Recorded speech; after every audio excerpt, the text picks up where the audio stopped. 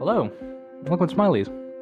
Tonight, we're discussing Kellanved's Reach, Book 3 of the Path to Ascendancy series by Esslemont. I'm joined by Maura. Hello, Maura. Hi Lee, how are you? I'm pretty good. How about you? I'm okay.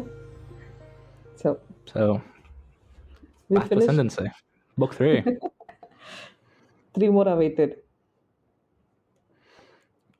So, it was actually was it? one of the shorter books in the Malazan mythos, right? It's like relatively short. And apparently people dislike it, and I don't know why. Okay, to be fair, there are some things which, you can criticize some parts of it. I see where the dislike comes from, but the rest of it is so enjoyable. It was so much fun. It was a good ride. No, did you like every plot line, every storyline? I mean, to be fair, it's very much a Path to Ascendancy book. It's not going to be Book of the Fallen style. It's not like it's its own style, and it embraces it fully from start to finish. I think Dancer's Lament is a lot less like in this style. DHL took that style and made it better, and in this book, tops that style off. It's very much Ian's style. It is Cam style. It's not like deeply philosophical or stuff like that. And the focus is less on the stuff that happens and more on how it affects the characters to which it happens. So, I mean, yeah, that's what happened in this book. That's how the book is written. I don't know. What more do you expect? I don't know. Let's finish the positive things and then we'll, try to pick apart the things which sort of didn't work, for me at least. All right. Did you uniformly like the entire book? Are you serious? I can't think of anything I didn't like. Oh my God. Okay. Okay, fine. We'll come back to this. Let's not, we just started. Sure. Let's talk about the fun stuff. So, Right? Who was your standout character here? I don't know. I didn't think of that. Like, okay, for one, there's Greymane in this book, which I didn't expect either. I probably should learn to expect things from Cam's books, like Yeah. last book was Calor, this book it's Greymane. Oh, how okay. There's a lot of references, a lot of Easter eggs, a lot of interesting tidbits. I'm just at a loss for words because I just feel like everything in this book is decent, like not necessarily great. It's not a standout like masterpiece. Okay, no, stop defending It's it. I'm good, not. so I'm not. Yeah. Let's not get defensive I here. can't think of something as like standout great because like everything was good, Okay.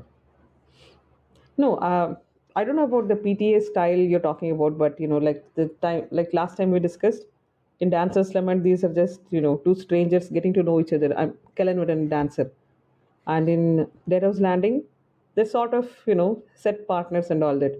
And here I think it's just it's like established. There's nothing that's and the thing is the funny part is Surly is such a strong part of this core group in this book. Don't you think so? Obviously, yes. I mean, it's like there's no hint. It's as close as these two guys. Surly is just the third person. There's Dasam is just doing the army stuff and all that, but Surly is the strategist with them, right? She discusses all the military tactics and things like that, and it's an established trio here. So I don't know. It's going to be very interesting to read Night of Knives now. That's all that I'm really waiting to start that. I think it's a bit more like understated for Dasam because he is not as present because he's busy doing things. Taishrin is off doing his own thing. Yeah. But I think the connection between everyone else, aside from Kellanved and Dancer, is much more pronounced because like Taishrin and Surly, or Surly and Dasam to an extent, because there's like this somewhat understated dislike between them.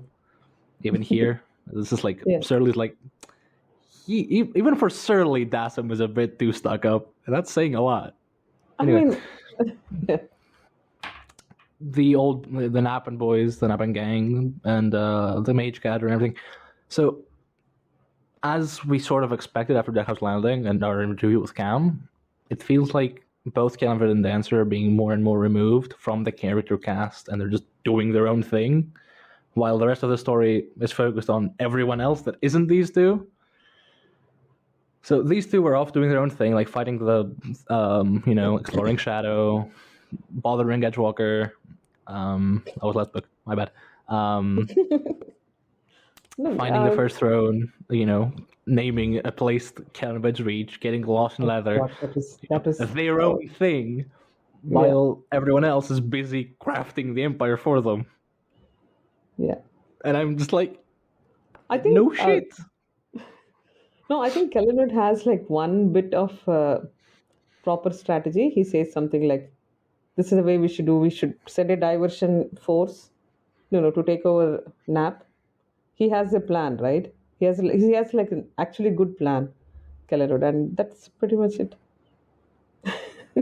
But I think this was more of a story of the Tilanimas. We're trying to get the backstory of exactly how they were involved in Kellanved being able to command them. And I think we should Command them. sort of, yeah. I mean, he's suggesting things to them. It's more like, There's this running gag that like, if you, it's like, do you want to know how Kellanved can command the Tlanimas? Yeah, so does Ian. Because Esslemont doesn't know either. He just learned from example. Like, she tried to command this guy and got killed, so I'm not going to do the same thing. I don't know what the extent of my powers are, because I'm not going to exercise said power because I'm going to die. So the suggestion, it probably actually comes from the game. They're like, okay, can you please, like, can you do this for me? And like, I'm just towing the line how much I can do before they get pissed. So he doesn't know how powerful the first throne is either. The I must do. Steve does, probably, but he doesn't. So to him, it's just like, maybe if I send them after a jacket, they won't bother. Maybe. I mean, that's the only thing he can tell them, right? He can't tell them there's a Leosin sitting on the throne. That's not going to be fair, bother like, he them. brings up the Leosin, like, you are unworthy. No, wait, I've got a jacket. Just you wait. Just trust me on this one.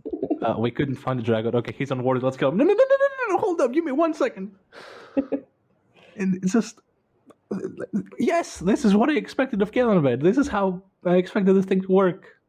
Yeah. And also, Kellanved's Reach is a place, and he named because he's a fucking arrogant dipshit.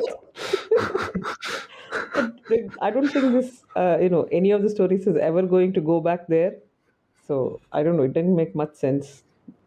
It just shows that, as you say, he's an arrogant dipshit. But apart from that, that place doesn't really have any significance, right? Like, I don't think we're going back there. Speaking of which, I think we should. It's a bit like naming the Warren Imperial Warren, Yeah, because like the Empire is using it. It's not arrogant. But it's like, I mean, it was the other guy's empire. I'm trying not to spoil. Oh, no, it's like, I mean that it was a warren of someone else, not even that guy. Just someone else had that warren and then Kroll did his thing. So. Yeah, but still, somewhere some emperors were involved, and so it's called the Imperial Warren, and I don't see the issue there. No, listen. We have... I'm all ears. Go on. Remember when we discussed Dancer's Esslemont, and we thought, oh, Li Heng is done. We're never coming back to Li Heng. And the prologue begins with Silk meeting Liz. Yeah, so we're back there. And all this, we were so sure Shalmanath is not dying at the hands of the Emas, and Kellanved and Dancer are not going to be involved and all that. Yeah, I think our subversion of the expectations was subverted, right? It's not that we were sure what's described in the legends actually happened, but Shalmanath just left and went to the Leosin Warren, and then the Imas left themselves. And then Kellanved took that, so yeah, of course, my army of undead that I can command slew the Protectress, and then I walked in and took the city. Yeah. And because if of course that's he did. Too fantastic for you, just know that Dancer went and slit her throat in the throne room. And oh yeah, by the way, in case if that doesn't work for you, we also have a backup story. Oh yeah, please, let's talk about Heboric. I think that So Heboric, before that scene, actually has a very interesting arc. Which okay, by the way, Heboric's in this book. Yeah, exactly. Yeah. That was really unexpected. Yeah, I know. So he meets Poliel. And this is where we start having some hints about the cripple god, right? Right. She says that this plague is not my doing, and ultimately I feel bad for Polil, but that's a different story. Let's not go there. But this was good. Heboric still has his hands. He's fully tattooed. And He's he still is the like the priest, chosen of Fenner. He summons and Fenner to like kill a bunch he's of like, bandits when they like jump him. ride my flesh, and then he And wakes he up can with do blood in his that, mouth. by the way. Who the fuck does that? Who the fuck can do Hmm. that?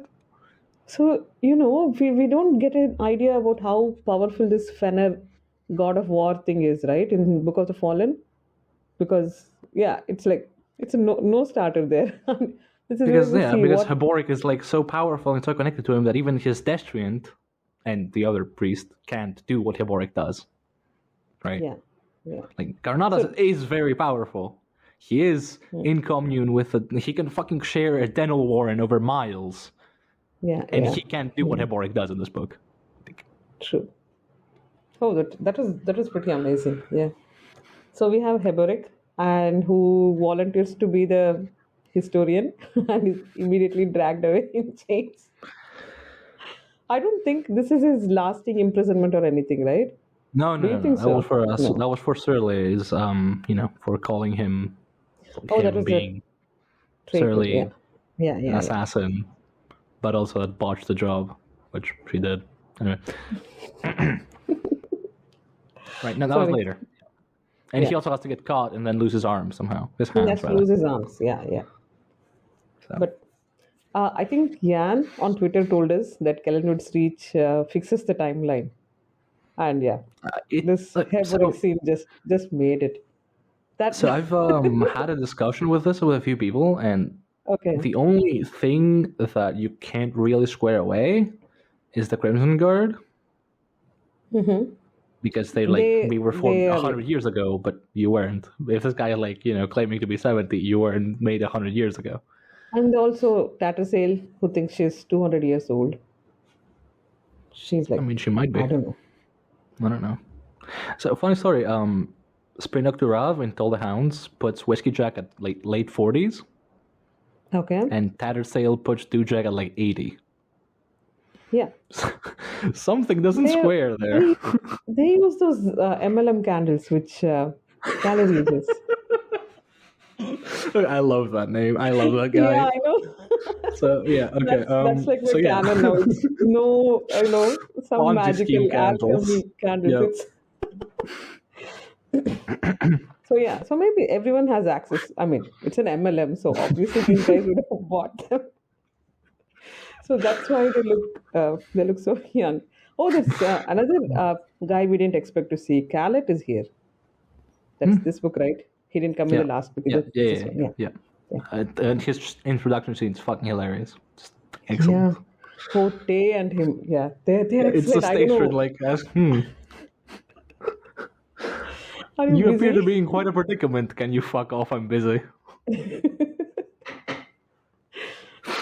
Actually, I don't know. Station, whenever Cam writes Station, he's pretty amazing. He's like so captivating here. I don't know. Steve doesn't do Station justice. Poor Station. Steve Station is more like either Gardens, which we forget about, or this vague manipulating shadowy figure that deals with cards in the background. Well, in Cam's books, you actually get to see what he's doing in the meantime, rather than just So going to Mom and asking yes, I know so much. Yeah. so basically, we are doing the spoilers all, just this episode. The Oh, last weren't two we ones we usually were a doing bit. that? We were, No, we were we trying were to. pretending we weren't. I even beeped out a big spoiler. Well, that was a pretty. We did say we were not going to spoil that. Right. Yeah. Okay. Doesn't matter. This is just spoilers all. Anyway, there's one more thing that Cotillion does. Not Cotillion, sorry, Dancer does, which stood out to me because he strokes his chin to see about check his shave. Yeah. Yeah. That's a fun thing. It's really, it's his tick, his humanizing tick in the Book of the Fallen. It's very I nice. mean, he's a god and he's still bothered about being clean shaven. It's just very adorable. Right. Next. So Ho gets caught Ho gets thrown into The the pit. prison, and yeah, we knew that these are not good guys, so they didn't waste any time in being the bad guys. So. Which, okay, since we're talking about being bad guys, Kellanved's entire empire is basically built on the back of child soldiers. Are you talking about the Talon? The You know, the people he recruited in Li Hang, the people he uses as informants, as assassins, as like stuff like that. Children that get caught and then I beaten think or killed. I think the name is child labor, not child soldiers. The distinction at some level when you're making an empire No, is a bit moot, it's but fine. not Yeah, okay, it's child labor. My bad. child labor, and they do end up rescuing like 1,300 children, and those are child soldiers. That is using children as Okay, that's a good that point. Those yeah. are child soldiers. Okay, so he does it again. Excellent. Great guy. Good shit. Nobody is calling him a great guy. Nobody is saying Kellanved is good or Kutulian is good. So I don't know. I don't know. I mean, There, I know one guy who does. But, who calls? well, who No, do no. you Which think, one? whose lens do we think we view this the whole thing through? Oh, Look at these yeah. great people, they saved me. No, it's just they're assholes, and we know they're assholes, but here we view it less, See, less they through a sympathetic lens, and assholes, more, they're actual assholes. but they did something nice for once. They did something nice. So what? Sorry, what happened? Okay, no, never mind. Was that something about Surly? Did I miss something No, about no, no, her? no. It was just something about them doing something nice after like this much assholery, but whatever. Setting that aside, yeah. They So use child soldiers one time and nobody lets it go. Poor fellows. Right. So there's another bad guy here. We get to see Skinner, who apparently skins people. Till you pointed it out in one of our episodes, I didn't know. So Mal is quite aware that isn't it Mal who points I who think draws it's pretty much attention to like that? it's everyone in the North know that Skinner does this kind of thing. I think it's Mala pointed out, but like Kurian and company, well, not Kurian because Kurian is the one that The accepts other him. guys. Everyone else is like Yeah. this guy's an asshole and we shouldn't recruit him. It's like the Boltons in Game of Thrones. You've not seen the show, right? No idea. Their whole sigil is like a skin stretched out, a man's skin, because they apparently flay their enemies or something. Yeah, that's the image I have when I think about. Fun. Yeah, fun. But We should read one those thing I someday. did notice immediately about Skinner is when he walks in at the end into the guard, like he's described, long black and chainmail, Black and long mail, yeah. blonde hair. It's just like that's him. That's the guy. Oh, you were happy with the description, yeah. No, Cam never cheats us with descriptions. It's pretty amazing. And even in this book, after Dancer has this much power and he nearly has an empire with him, he still looks at Dassam's curly hair and thinks, he feels jealous. They're all still so young. Okay, please let's get back to Heboric's timeline fixing Oh yeah. thing. Speaking of so young, when I'm gonna find the quote. Hang on, because he said something very specific. Yeah, a fifth year of the rule of some guy, some dude Yeah. in Dalhorn. Yeah. Yep. So And hang on. lucky him that Heboric is aware of all the things. Hebrick is just He's a scholar. he's briefed on every yeah. So he was instantly able to calculate and say, "You got it?" So yeah, it's the 5th year of the rule of Gorashel of the Eastern Dalton Savannas. Yeah. Are you saying you're less than 20 years old? What? No. What I meant was 100 years prior to that, of course. And then we Obviously, like, 100 years. obviously, yeah. What if we split the difference? Does 70 sound good? Are we gonna write? We're gonna write down 70. If And he had just so left yeah, it at 100 years, Heboric could have probably just written it down. He had to go the extra step and say, "Let's split the difference." And, and he's so offended when they ask him his birth year. He's like, "What a ridiculous thing! Who is going to remember all that?" like it's the same thing with like the first time we meet him. He's doing all this shit with like shadow magic and falling Gothos, and then Dancer asks him about his name. Like my name. My name. Who? Just he doesn't care. This isn't why he's here. But then It's consistent. It's Kellanved. I like it a lot. do you know what that is? Do you know what all these characteristics are? We see all this with Iskarel Pust. It's the exact same thing. He tells you I'm going to lie now and then tell a lie and then you're wondering whether he actually lied or he just wants you to think it's a lie. So it all started here with this guy, and obviously his high priest is going to follow him. Right. So that was a fun scene. Heberic was pretty fun. And he's so stubborn. No wonder Surly sent him to Ototalan, and no wonder those priests cut off his arms. Why? Like, he's just so stubborn. He's like, no, I heard what I heard. I cannot change it. The truth is the truth. I am not going to change. I'm not going to bow to your. Yeah. You hold to the childish notion that some truths are intransigent and undeniable. Alas, I mean, if the the adult choice world is is never between. so simple. No, if the choice is between, splitting the difference and being sent away to Ototaran mines or something, you split it. Okay. So, who else? Do you want to talk about Silk some more? Silk really didn't have much to do. Did he do something? He's just no, he's just kind of there, and then he gets what was it? I think captured. I think it was, or like then he fled, and then he took like the first boat out of Khan, and it's like, okay, what boat is this? Oh, it's Malazan. Oh, Yeah. oh god damn it! Yeah. No, like everything ended pretty amazingly. Like Greyman joined up the Malazan, Skinner joined the Crimson Guard, and Kurian has a stroke. So we know that any day he's going Yeah. out. All those Kurian. things were set up. And Shimmer, obviously she was the last sword dancer who lost her king. And we don't really get to see, but we know that she's lost. Does she join the Crimson Guard? No, she just wanders around. Not in this book. Yeah, not in this book. Yeah. So all those things were set up nicely, but there are some draggy bits. We can't deny that. We'll come back to that. Let's finish the non-draggy stuff. So right. Who else do you want to talk about? What did Surly do in this? Everything as usual. I mean, obviously, undeniably. Okay, sure. Yeah, let me just wait. Please tell me all the things that Surly did. So there's the only mentions of talents that we get are in Li Heng, and also supposedly, allegedly, within Shirley's ranks, because he has like hidden talents among her ranks, like half her like talents, but Shirley's not. There's Beyond no mention that, of we don't half see and all any that. talent.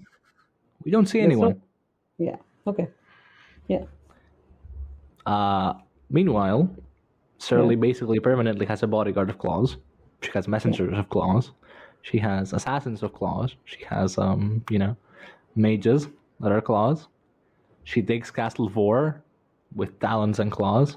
That I did not notice that. Yeah, till you pointed it out. It's literally completely like offhanded. Like, oh yeah, we're on our way to Khan with boats, and by the way, we took Castle Vor. Can we get to that? She handles the rulership and the administration while Kellanved is off doing his thing. Yeah. What else is there? I don't know. Like, is it like every episode do you have to like point out this exact thing that Kellanved and Dancer do their own stuff? If they keep doing it, am I wrong for it? Like every book, the same thing happens. I don't know. I think we should. Anyway, I'm happy this is like the last Cam book we are reading for some time till Forge of the High Mage comes out. So we'll have non-Surly And you want to stuff guess to what talk will about. happen in the Forge of the High Mage? Malik is going to get. Kellanved and a Dancer will huge leave to redemption. go explore Shadow, and Surly will run things in the background. This is the shit that happens. This is how the Empire was created. Am I wrong? No. You are Vindication. because This is what victory sounds like. Yes, go on. Why am I Yeah, wrong? sorry. Yeah, because Cam, I believe he said that their story is over. Kellanved and Dancer's story is over. And so it's time for the rest of the story of the Empire to come up. Like, Right. the next 3 books are going to lead up to Gardens of the Moon. We don't need Kellanved and Dancer for this because they're lost. They went into the Azath, and that's it. How many years do they disappear? Lots of years, like 9 years or something. So I don't think we're going to have them back or see Surly being an awesome administrator and all that. I don't think we're going to see. Let's see. Let's see. This is all being recorded, so let's see who's going to gloat at the at the end of 3 books. Yeah, sure. Yeah, yeah, I'm sure. Okay, so are we done with Surly, or do you want to tell me again that how she ran No, no, everything? no. Okay, fine, fine. If you're just not gonna let me gush over like my victory, it's fine. It's fine. Okay, what Okay, about the yeah, I don't Crust know. brothers? Yeah, sorry. Hood does not gloat. Yeah, the hood does not gloat. Okay, fine. Look, come over and not gloat. There, me not gloating. There we go. Moving on. So yeah, the Crush Brothers. Yeah, I mean, so Urko decides that Karthron needs a fancy title. Do you remember those titles? Do you remember all the weird titles he thinks I of? don't remember all of it. I don't remember exactly what he says, but it's like so over the top. It could Supreme only be Urko. Commander of. Yeah. Yeah, and even High Fist is like a bit much, but still, we are probably because we're used to it. We're used to High Fist, so it's fine It to does come hear. from But like a logical place, and not because Urko wants to mock Carthon. We have like the claws we have, so we need the fist. it's like that doesn't make any sense, honestly. But it's just fun, and as the minute Karthon hears that, he knows this is his brother's doing. I like the way these guys write brothers or any Yeah. siblings basically. So, are you Oh finding shit. those quotes I'm or trying to. Okay, yeah. and Hang on. you got it? So Okay, yeah, we have fuck me, I cannot read this with a straight face. I'm sorry. go on. It's okay. Okay. Could we make him like the munificent and splendid Lord High Inspector General, because he'd really want that, I'm sure. And then he amends that like by saying infallible highest Lord of all high. Okay. I cannot read the shit. I'm telling you this.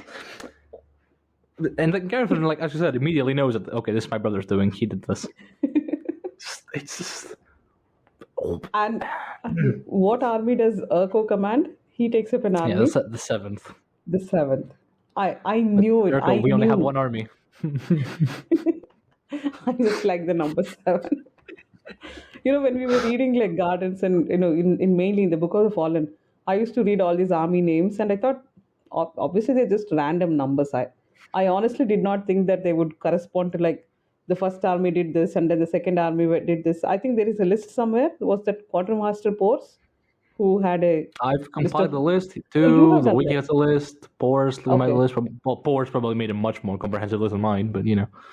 No, it's that I saw that and I was like, I don't know, maybe they're just retcons or something. Because this is how this makes total sense to me. Like just randomly. I like 7th. I I'm mean, just going to call this it 7th is army. completely random. There's no Yeah. retcon. They are all completely fucking random. They don't make sense. Like No, the it's second, like fifth, and sixth army are grouped together. The first and third are grouped together. The seventh is just like its own thing. oh. The 8th and 13th armies are together. So how The many are there 14th, totally? Is 14. there only like 14? Okay. Yeah. The And they 14th don't was use like numbers again, except for one time. But other than ah, that, they make a new number every time an army is destroyed. So it's even more random. okay. Okay, fine. Yeah, that So makes right now sense. they have like 3 armies out of 14 actually available to them. And, well, not considering the new stuff. But yeah, at the end of like the Bone Hunters, when the 14th does its thing and becomes the Bone Hunters, Oh my god. uh, there's like 3 armies out of 14 left, actually, under the command of the Empire. So Right. Anyway, you're spoiling everything. Why not just tell us what happens to the 7th? No, don't. Bad Yeah, let's things. move on.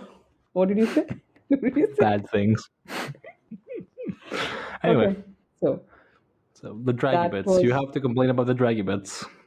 What I are the don't draggy have to bits? complain. I don't have to, but I will. Yeah.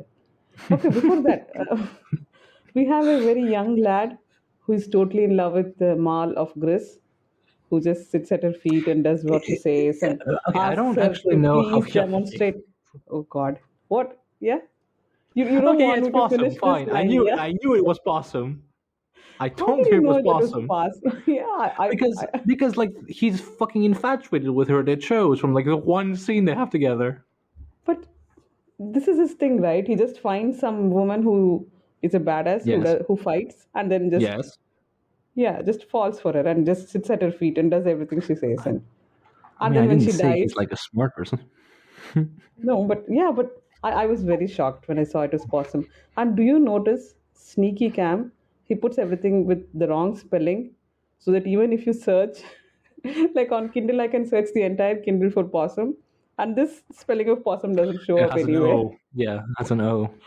Yeah, and I think there are a few more. Even Knock, Knock is called like NOC here, Yeah. Admiral Knock. So he's very sneaky. So I can't find his names if I don't know what I'm looking for. Right. And Steve and Cam call Amaran different things. In the Book of the Fallen, Call it's what? Amaran with an E, and in Uh-huh. Cam's books, it's Amaran with an A, Oh, I'm and so it's very used to the frustrating. A. I'm so used to the A Yeah, Amaran it's that I very didn't know frustrating that. to read in Steve's book. You're like, God damn it, it's A. It makes Yeah, more sense phonetically. It's A. yeah, yeah. I think there are a few things which they both differ in their spellings. Was there some Warren which Yeah, was the spelled Azathani. differently? Or Azathani, yeah. I do like Azathani. It's nice.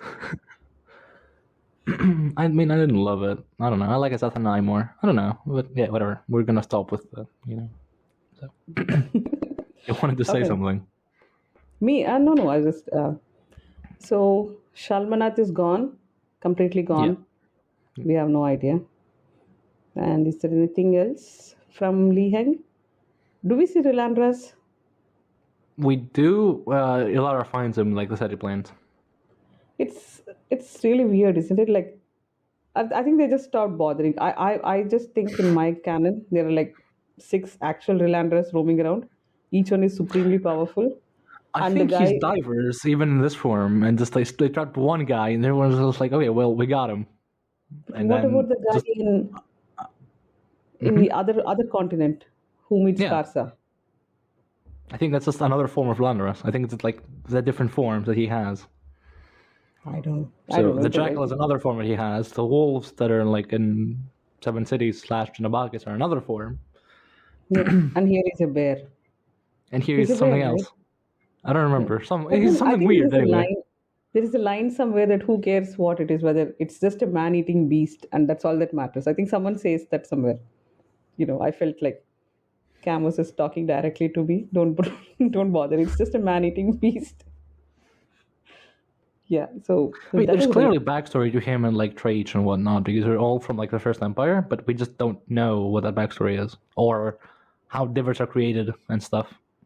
There are Yeah. hints, and we see how he made his somewhat, But not exactly. But for these guys, for Landras, Treach, stuff like and Fenner, for instance, who may or may not be humanoid, we don't know, but they know, but they're not going to tell us, and the citizens of Hang do not know either. So who the fuck cares if he's just eating anything that moves? If he's a bear or a jackal or a wolf or whatever, or yeah, if he's 1 or 10, it doesn't matter. He's eating us. yeah. Oh, and also talking of beasts, this is a book where we see that amazing line of throw them a bone to the hounds. I lost it, and then the Yeah, writing is so cute. It's like, yeah, and then these two start giggling and yeah. laughing. They look at each other like. Yeah, And the bone in question, by the way, is the entire city of Korn. yeah, They unleash the hounds on Korn. yeah, pretty much, yeah. That's like these people are fucking psychopaths. I'm telling They are you. psycho. I know. They did that so that they would, just to reduce the resistance, so that when Yeah, they walk in, my God, poor Con. I mean, they do some bribery and they are corrupt, but they don't deserve to be treated like this in book after book. So, the Draggy bits. What did you think of Ulara? What's her story? Why does she end up being like the Jack priestess? Is there some relevance in future? Is she a character with whom I've not like connected the dots, or she's just there? I mean, I didn't mind Lara. I don't know. I found it I didn't interesting, mind her, endearing. but I was wondering like where the story went. Like I was totally surprised that it was the Jack ultimately which takes her, which makes sense, because Okay, she so we commands do the learn in birds. this book. We learn in this book that Fen is an Yeah, Italian word for monster. is it? Oh, I So didn't learn yeah, that. Okay, I'm learning so that now. Okay. knew the Fen as like a Thelamin Toblaki offshoot, right? Yeah. Apparently, it's just an umbrella word like demon for anything that isn't humanoid up there. Okay. So the fact that there's Jack up there probably means that the Fen range has more than just Toblaki. And also, we know from the Book of the Fallen that Night Chill came down from the Fen range at some point, presumably Pelurden. She just says No, that. I that's don't know. probably bullshit. Yeah. Yeah. Well, Yeah. Quick says it in like but Oh, that's even more candidate for more yeah. bullshit. So it's probably shit. But the point is, there's more to the Fen range than what we know, because presumably the Fen range is where Kaz took the Crimson Guard to do the thing. yeah, that thing. And there's like Toblaki up there, and there's Jack now, so clearly there's something important up there that we're just not privy to. I don't know. It's just But why was she imprisoned by these Crimson Guard? Why did they want to like keep her and Because then let her go? she's a blind girl going to the mountains high above where no one has ever gone before. Because you're So stuck it's up like virtually just- asshole. No, was it like just out of compassion they're telling her not to go, that she'll die? Compassion is one thing. Seth, the commander of the Crimson Guard over there, is basically like, if I let you go, I'm gonna have my blood on your blood on my hands, and I don't want that, so I'm gonna keep you here. Yeah. So he's being a And then Gwyn, nice person. who is actually being nice, lets her Yeah. go because after he teaches her to write, by the way, and read, the blind girl, which Yeah. takes skill, I imagine. She has a bird on her shoulder, so Yeah, which I don't- he gave her. I found it very endearing. I liked the entirety of Lara's no, it storyline. was nice. Like at the end, I was like, was there a connection which I missed out, because it was a significant part of the story, and I was not sure that. Hardly. Yeah, I mean, Okay, I the know. book is very small, so yeah, I guess it is, but No, but it it didn't was very, feel. very interesting to Yeah. see her. She names her mule Bright or something. Yeah, the mule's Yeah, bright. The nice. bird that Gwyn gives her is tiny. Yeah, The yeah. other bird is Prince, something like that. The king is dead, probably. The king king's of the dead, mountains. probably. Long live the Yeah. king. Yeah. So that was I like that storyline. actual draggy bit was Blues and Finger, and to some extent Greyman. These two storylines with all these random battles, I did not follow any of those things. I was just reading them. I expected that, Because- to be honest. Yeah, I mean, you have an idea on the map of where all these places are, and right? No, that's one I didn't thing. bother. The I other didn't thing bother. is, it's very clearly based on feudal Europe, which I'm probably more connected to than you are. Oh, what? Like all Really? this duchies, minor princes, counts, barons fighting over I found the details very, very interesting because it's like a carbon copy of how Europe was. Especially the bit about like Leah, was it? I don't remember the sergeant girl Yeah, in Blues yeah, Squad. I think so. Yeah. Who's just like, we're expendable. We just get fucked over Yeah, by the it's nobles always- whenever they want to kill yeah, something. They don't kill each other. They take each other captive and then they ransom themselves. Yeah. That's how things went. We are fodder. And Yeah. that is how it is. That's how it should be. Yeah. And the whole castle business where they don't have enough men to besiege something, they just sit outside and just ponder on what to do, which is very accurate because sieging a castle is difficult. Hmm. I liked a lot of like the whole thing because it felt accurate. I don't know. It was a bit rushed. This is the same issue. I don't know. I feel like I'm repeating other people's criticisms, but I can't deny that it was the same issue I had in Assail. Like things just started happening very quickly, like within 2 pages. So what I'm just saying what I thought. So okay, fine. Let's just do the fun parts then. To be fair, Oh. To be fair, things just happen within 2 pages is very much Cam style. So Not always. I No, got used not to it. always. No. Not always. Some of them take time and they're fun and they're so interesting, like Return of the Crimson Guard. Not one of those. I didn't find anything draggy there. Yeah, I know it's not the norm, but Return was Yeah, no. was pretty captivating. Yeah, I know. I'm telling you, but this one, some of the things which it's for one, I don't know what is the bigger relevance to this. because I know ultimately Greyman is going to go join the Malazans. Whatever they have ships 4 days out, they're going to make it. It's just going to happen. So there was no like tension or anything. He's going to make it, and I don't know, the whole as you say, those battle scenes and all that was, it was okay, but I was trying to see what was the relevance in this novel, so that took me out of it. Blues and Fingers were fun, but after a point, I couldn't differentiate between this battle and that battle, and if you tell me that they were battling each other, I'll just believe you. Or was it? No, right? They were on different places. One is on Grace, the other is on Purge. Yeah, yeah. Like they're literally on the other side of the continent. Yeah, that's what I thought. But if this is how much, it interested me.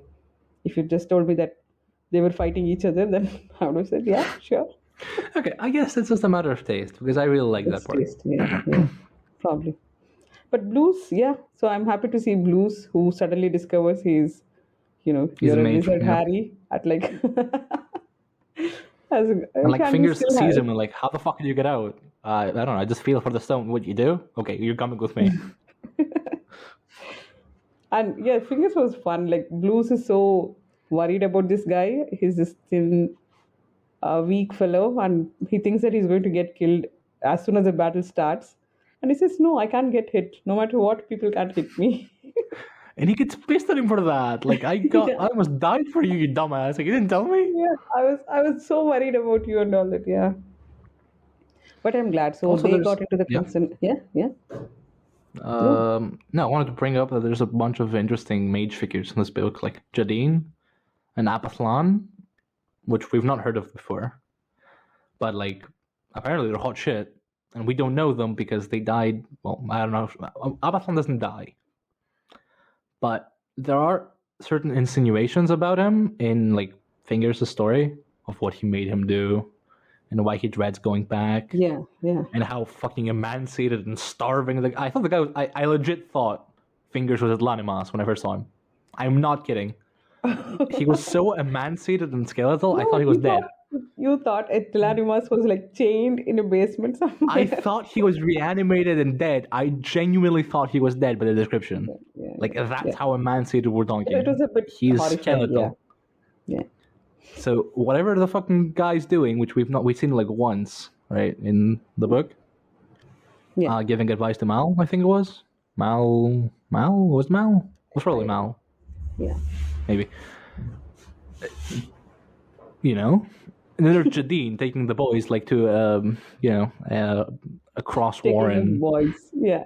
The boys into a cross warren like a chase scene. And then Tyson's like, "Can you take us?" Well, you don't understand what they're fucking trying to do. I don't care. Take us. Yeah. Cam Light's great magic. So. But Do we have Greyman, Shimmer? I liked Greyman in this book. I liked all his group. I liked Yoon. I liked I don't remember the names. Arkady was the Wiccan. Yoon was a Dalhong guy. Teneth, I think, something like that. That was the Unten duelist, who is a lesbian, by the way. That was a great reveal. Oh yeah, that was a reveal. She just grabs the brains and kisses her. Like, fuck me, man! You didn't kill her. Like I knew she was gonna die the moment the scene came on. We have seen this before with that blind ship navigator's husband, who thinks. Oh yeah. Yeah. That has the same type of story. She has eyes for our master of arms, but she's yes, he is. It's very nonchalant and nobody cares because I think the only good thing Tena Baralta has ever said in his entire life is like the only loss for when a woman likes another woman is for men. Yeah. So it just happens. It just is the way it is, and it's heartwarming to see. Yeah, and we get an actual human trans person in this book. Yep. No Azathanai or Nope. gender neutral stuff and all that. Like an actual trans person, Lena. But there is another Lena in some other book you were telling me. I don't Yeah, remember. she's a part of the Crimson Guard with Calibran's group. Okay. It could be this Lena? No, I don't think so. I don't know. It would be fucking hilarious if it Shimmer was. is a bouncer here, so I don't know. Shimmer is. It could be. It would be really funny. It could be the same Lena. Yeah. Right. So those are the draggy bits. I don't have much to complain there. I was just not able to connect the relevance because at least in return and all that, no matter how many battles happened, like everything came together at the end. And here it's sort of, it just, what book are you pulling out now? No, I want to look at the names because I forgot the names. Okay. So, so right, why are the Stilanimas suddenly going behind a Leosin? It didn't make sense to me. When they find out about Shalmanath, they say, What "Oh, do you mean? we have to answer this injustice or some crap like that." Oh, because they're fucking around finding out. Because the Mas generally don't like when people play tyrant to other cultures. Is that a And thing? The definition of tyrant to an IMAS is very, very broad. So It's like one person complains. not necessarily Mage- complains, but it's like someone else from another culture who's way more powerful than these individuals is playing God to them. Because Shamanat is worshipped by, well, at least by Silk. We know that much. But, she is feared and, held in high regard by these individuals. And to them, and to you, and to me, she's just the protectress. But to them, she's a tyrant. I mean, that's why I was saying they are the Tilan Damas. That was why, okay. I thought it was because, they obeyed Kellanved, and it's like, okay, they believed him for the jagged thing. No, but the jagged at least had some sense, right? Like that was a huge unveiling of Omtos Falak, were freezing the entire river. So obviously they would sense it. So that was fine. Oh, and anyway, Smokey and Mara walk away from Lee Heng, probably to join. I don't know the why guard. these two get into Skinner's gang to join the Crimson Guard. I'm not sure. Or they No, just Smokey become doesn't, friends. Mara does. Smokey stays with the other guys. Okay. Yeah, Okay. Fine. Mara joined Skinner because, for one, she has the hots for him, and two, she hates Shimmer. That's basically her She entire hates reasoning. Shimmer. I never got that thing about Mara and Shimmer, not getting along. I don't know. It's You not just been keep explored pointing yet. it. You just assume that. No. It's like they tell us that Mara joined with Skinner because she doesn't like Shimmer at all, and so she just went with the other side. But they don't interact much beyond the end of Blood and Bone, at which point she just fades into obscurity. Okay. So we've not seen them interact much to know why she hates her, but she does. Right. And yeah, I think one last question, and then probably we can wind up. Yeah. Do you have a question? No. Do you? I do. Yeah. I want to know why the hell did Surly stay with these guys? She got her kingdom, her country, or her thing. She was able to remove her brother. Everything is at peace. She has her gang back. She's not on the run anymore. These guys have occupied Malaz and they're going and doing their stuff with Khan and all. Why is she still hanging out with them?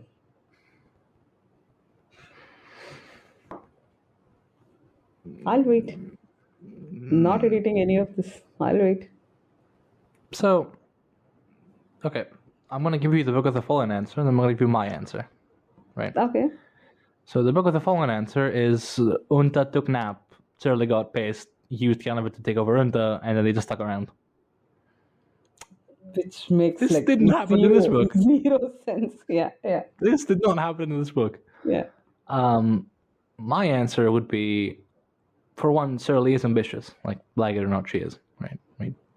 It is what comes with being powerful and being this kind of individual. Yeah, she is, right? Yeah, sure. But also, I think she knows that if she can wrestle away control from Kellanved, she can make a difference, as in make what she considers to be a better life for the individuals living in Quanta. Because if we look at Quantali holistically, it's a mess. Oh, please. Right? Oh, please. The only place that looks somewhat fine is Hang.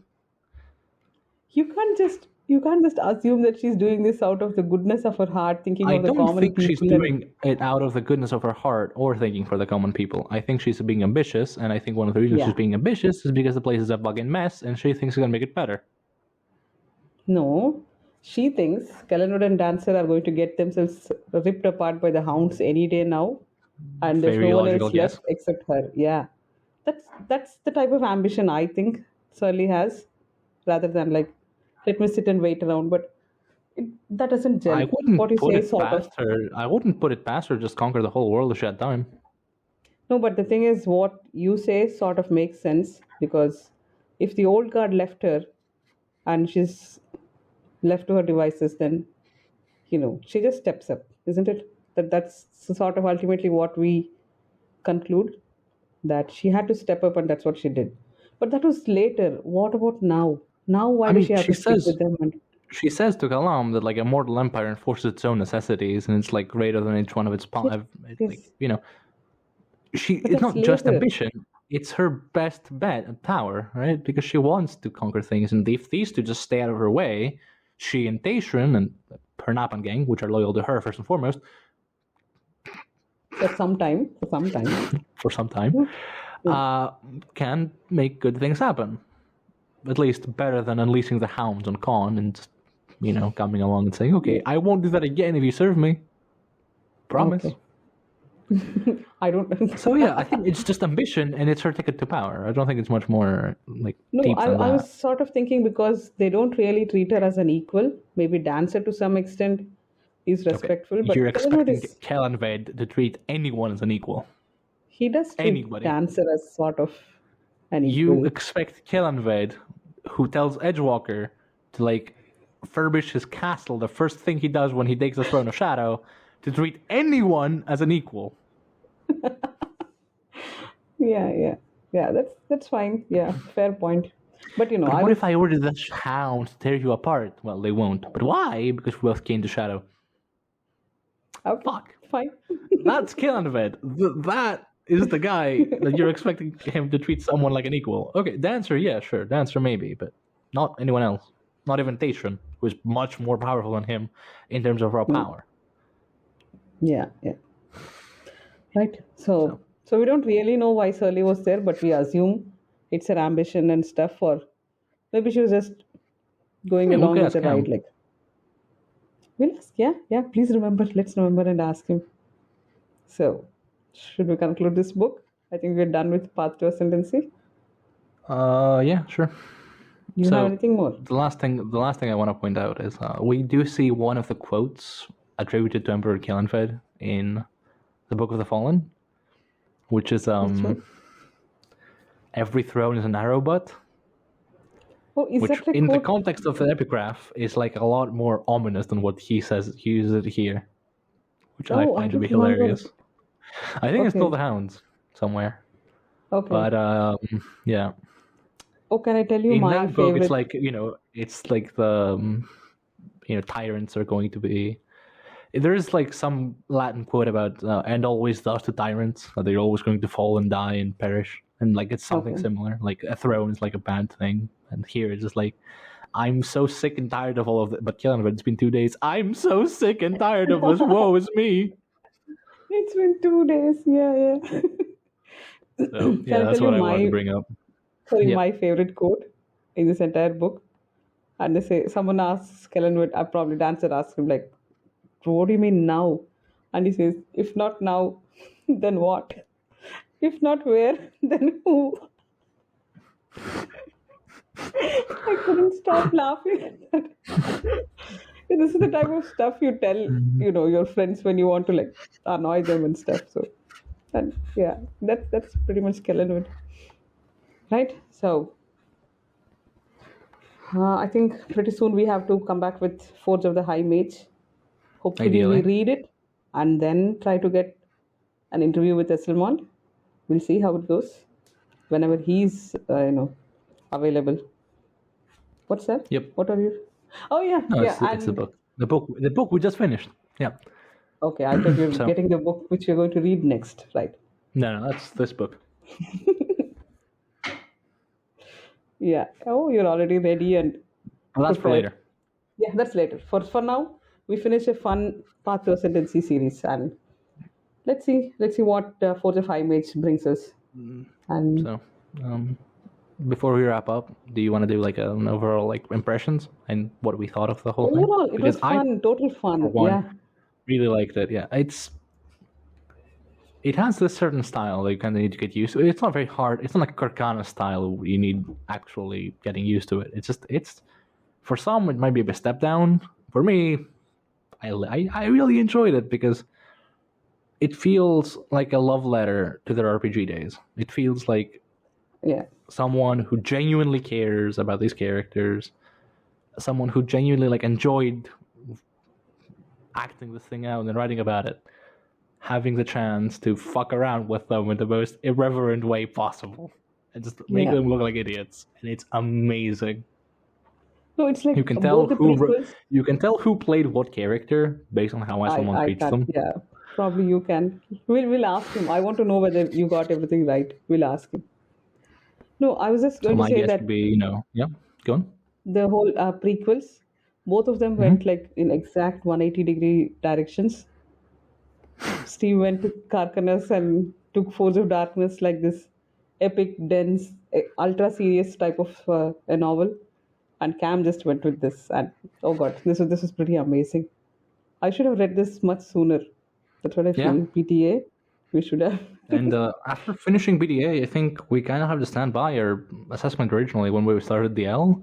This is a very fine entry to the Book of the Fallen. Like, this works. The only thing that spoils is their Ascendancy, which it doesn't even conclude at the end. Which is why it's going to continue until they ascend. But this is fine. This doesn't spoil anything major that you don't know already. I mean, I don't even suggest all 3 books before going to Gardens. You could just read one Dancer's Lament, get a feel for the whole world and the magic system, and then go to Gardens. Even that should work. And also, I think reading these books before Book of the Fallen is a very interesting way to see Kellanved's dream realized. The Empire is big, you know, and his legacy is preserved in a much more flattering way than it is here. But that's down he controls. It's down to propaganda, right? Completely down to propaganda and something else we won't talk about. But I don't know why we are just not spoiling that one shit, but we've spoiled everything else. We'll get it. So, even if you do know the fate of some characters, because, they kind of have to survive and make it through, is Dassam going to appear just in this book, become the first sword and then die? Probably not. But it's still a very good entry.